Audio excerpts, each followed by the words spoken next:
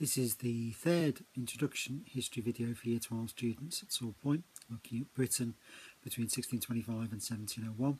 And in this one we look at the structure of government, parliament, politics, who's really in charge and who's keeping England running as a country.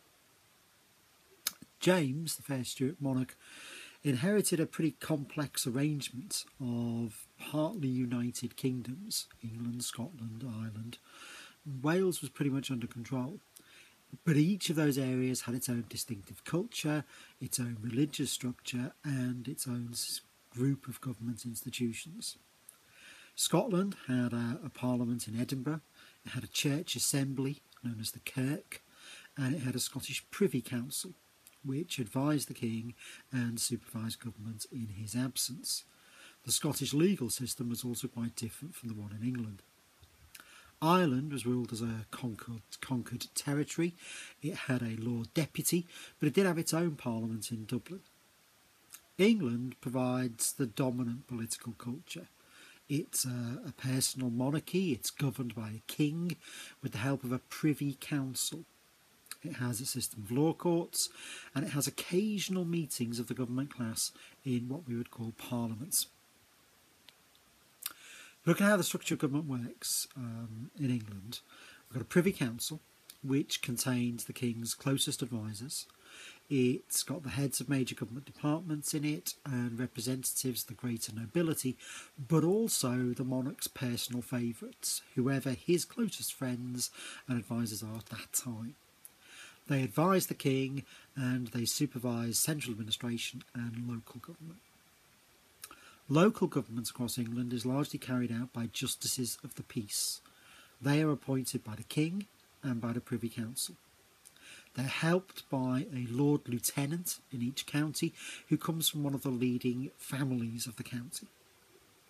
Justices of the peace are appointed from the ranks of the gentry, but also from wealthy citizens or maybe from a merchant elite. And this system of local government represents a social as well as a political elite. These offices, these jobs are unpaid, but they do carry considerable prestige and give the people running these jobs, having these jobs, huge influence in the community. They are highly prized. Central administration consists of major government departments. You've got the Treasury, you've got central law courts, you have the Court of the King's Bench, which deals with criminal cases, the Court of Common Pleas, which covers civil law. Both of these draw on what's known as common law. And this is a mixture of custom and precedent, what's happened in the past, mixed in with royal proclamations and statute law, which are laws which are made in Parliament. Judges are appointed and dismissed at the king's discretion, which gives him huge control over their interpretation of law. They will tend to interpret laws in the way that the monarch wants them to, or the way in which they think the monarch wants them to. Previous monarchs, going through the Tudor reign, had developed a number of what were known as prerogative law courts, and their authority comes directly from the king himself. Even if the king's not there, the authority for the people running the court comes through the king, and it allows him to make decisions without reference to anything that's been written down in the past or parliaments. He can make up the law himself. These prerogative law courts are staffed by privy councillors acting directly in the king's name. So anyone running a prerogative court will have had a discussion with the king beforehand about what decision they're going to make here. They're widely respected across the country, these prerogative law courts, because their decisions are very quick. They don't get bogged down in legal disputes that could last a year or more. They're done very quickly. They don't tend to be influenced by local interests and pressures. They do tend to be quite objective, but they will favour the king's interests. Control across the country also comes through the institution of the church. Since Henry VIII's time, the monarch is the head of the Church of England. Bishops are appointed by the king and are expected to support his wishes in the House of Lords as well as in the administration of the church. Announcements and instructions from the pulpit reached into every town and village in a way that no other form of communication could achieve.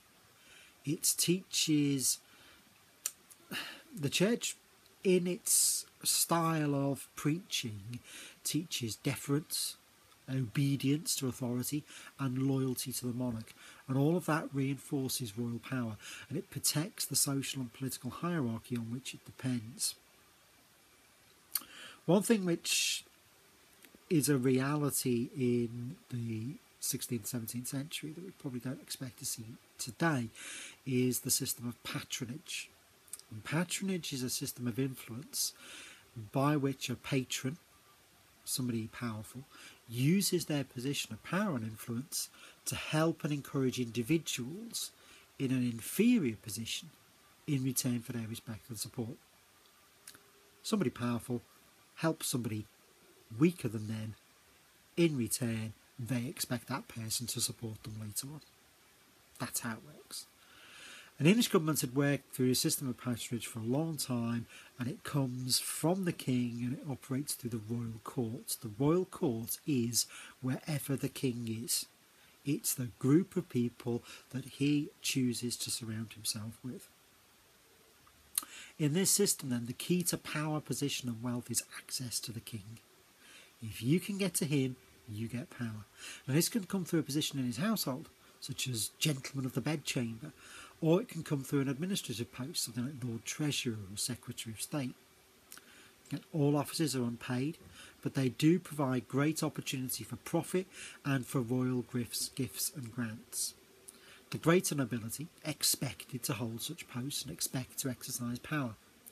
But kings would also appoint talented individuals from humbler birth and grant them lands and titles. The nobility does act as a link between local communities and central government and the king. Now, inevitably, this system of patronage is going to lead to the formation of factions. And this is the 17th century equivalent of political parties, but they're much smaller and they're based on personal relationships rather than political beliefs. They gather around influential figures at court. They're gangs, they're cliques, they're clubs, they're groups, call them what you want. But they create a rivalry for power that's linked to personalities and linked to personal ambitions. Some of these court factions might also have links with regional and local interests too. The regional power base of factional leaders serves to enhance their position with the king, while their ability to persuade the king to offer posts and positions to their clients strengthen their local connections. Parliament is quite different to how we would see Parliament and how we would expect it to work. Its functions are quite complex. It's controlled by the monarch, who calls and dissolves it whenever he chooses. And he exercises considerable direct influence over the Lords in the upper house, the House of Lords. Parliament's three main functions are to advise the king, to give him taxation money, and to turn royal decisions into legal statutes, into laws. So its primary function is to support and enhance royal power. At the same time, MPs also represent the communities who elected them, and does stand for the rule of law and for the liberties of the subject. Rule of law was the idea that law made by the king in Parliament is supreme and must be accepted by kings as well as subjects.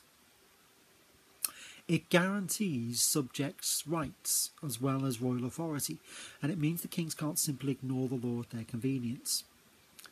Parliament also provides an opportunity for the expression of public opinion, but parliaments aren't permanent.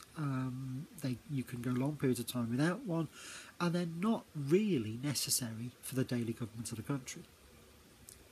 The MPs themselves represent the elites from the county. Most of them are amateurs. They're called occasionally and for short periods only to represent the views of their friends and their neighbours. Their powers are largely negative ones rather than positive. Negative in that they can refuse things, they can refuse to formalise laws, they can refuse to finance king's decisions. And they could and sometimes did limit or restrain the king's power, because it was assumed that the king would always operate within the law. A number of historians have argued that the power and independence of Parliament had increased during the 16th century, and this was a result of growing wealth and of the Reformation of the 1530s. Henry VIII seized control of the church and its very extensive assets. And to do that, he used parliamentary legislation to ensure that those changes were legally enforceable. And that gives power to Parliament that they're not going to ever relinquish. It encouraged the development of parliamentary procedures and experience, and it also allowed the idea of Parliament legislating over religion, over the succession of the throne, and of the monarch's powers. And it does ensure that all future changes will have to be made through Parliament. Parliament's influence would also be increased by the Crown's financial problems. That's when the King really needs Parliament, is when he needs money. If he needs additional taxation, only Parliament can grant that. And the financial problems that we're going to see in the 16th century are partly a result of a rising population and inflation, but also made worse by the frequency and expense of war. Elizabeth had tried to avoid war if possible, but couldn't, and the Spanish interference in England had forced her into war. And to raise money, she'd sold Crown lands worth £800,000, she'd underpaid officials and resorted to things like selling monopoly rights. So she passed on to James, the first Stuart king, a debt of £100,000 and a good deal of parliamentary irritation on the whole subject of finance. Please go away, watch this again, add it into your notes, look at the notes that you've made, look at the notes you've got in your study booklets as well. Get a good understanding of how Parliament works. What can it do? What can't it do? We'll use the same words like Parliament and MP and Justice of the Peace that are around today, but their formation, their powers, what they can do are very, very different. Thank you for watching. I hope you found this useful.